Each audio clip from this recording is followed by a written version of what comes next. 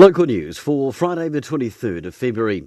Featherston Camp's Incident's 75th anniversary takes place this weekend and will be remembered with several events, including special exhibits at the Heritage Museum and a remembrance ceremony at the Memorial Gardens outside Featherston on Sunday. The Dalefield Transfer Station has extended its opening hours effective from March 3. The transfer stations will be open between 9 and midday on a Saturday and 1:30 and 4:30 p.m. on a Sunday. Hundreds are expected tomorrow at the Pepe Ora Expo and Children's Day Out, taking place at Makolta College. The free event features numerous stalls and inflatables, giveaways and the kitchen fire demonstrator, and should be a good day for the whole family. And the latest addition to the Share History Museum was officially opened on Wednesday. The Stuart Weston Gallery is a must-see.